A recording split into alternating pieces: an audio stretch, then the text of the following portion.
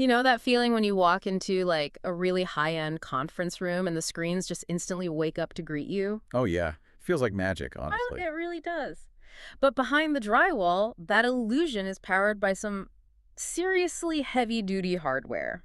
So, welcome to today's custom-tailored deep dive, where our mission is to basically explore the massive hidden infrastructure that powers the public screens you walk past every single day. Yeah, and we're pulling our insights today from the 25th anniversary catalog of HDTVSupply. Yeah. And what becomes immediately clear reading through this source material is, well, there's the total paradigm shift in how commercial spaces operate. I mean, we aren't really talking about traditional video equipment anymore, are we? No, not at all. We are looking at highly localized IT networks now. Okay, let's unpack this because this whole shift is perfectly illustrated by one unassuming gadget we found in the specs.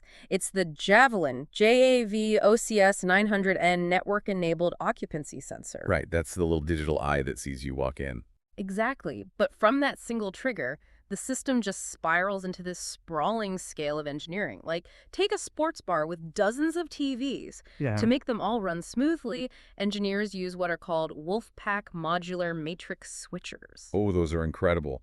They scale all the way up from a simple 4x2 setup to like 160 inputs routing to 160 displays simultaneously. That is just huge. So I'm picturing this matrix switcher as, the building's central nervous system or a highly complex digital traffic controller for 4K and 8K video. Well, nervous system implies organic fluid reactions, right? This is definitely more like a high-speed freight train switchyard.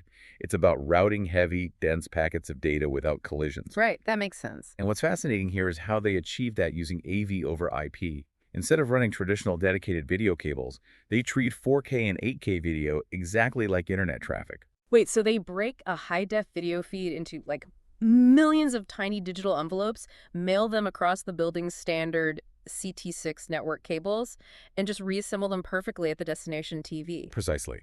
That underlying mechanism allows them to push uncompressed video up to 450 feet away. Oh, wow, 450 feet. Yeah, it's why a single control room can seamlessly power these massive video walls, utilizing up to 10x1 processors with basically zero noticeable lag. That is wild. Yeah.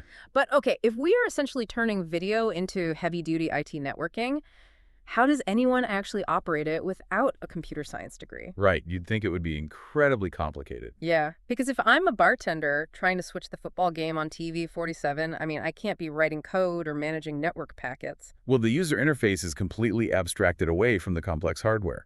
You get intuitive WolfPad tablets or just free iOS and Android apps. Oh, so you can just use your phone or an iPad. Yeah, or Windows 11 software. Yeah. But they also maintain older bulletproof standards like dual RS-232 and TCP IP controls for when they need absolute reliability. Ah, that explains the incredibly varied client base. I mean, they build for the mega sports bars managing DirecTV apps and EverPass, but they also supply the federal government. Exactly.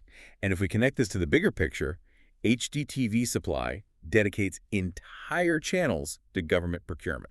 Wait, really? The government uses this commercial gear. Oh, absolutely. They list products approved by the TAA for secure facilities, utilize the GSA schedule to streamline federal purchasing, and even supply the NASA CP program. Hold on, they outfit space agency infrastructure. They do, yeah. It's pretty amazing. Okay, well, here's where it gets really interesting. Servicing everyone from bartenders to astronauts means they need a wildly diverse array of gear.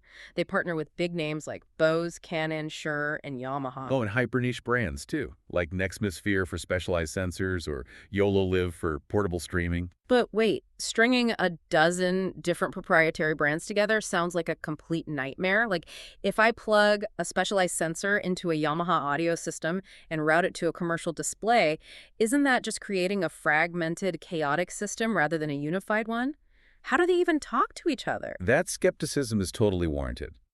But it brings us right back to the matrix switcher. Oh, it acts as a translator. Exactly.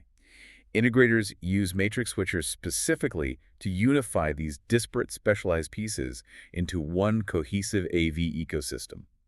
It forces all those isolated components to speak the exact same language. So what does this all mean? For you, the listener, the ultimate takeaway is that the audiovisual world has fundamentally transformed. The screens in your periphery are supported by an invisible, highly complex web of tech. They are. And this raises an important question to leave you with.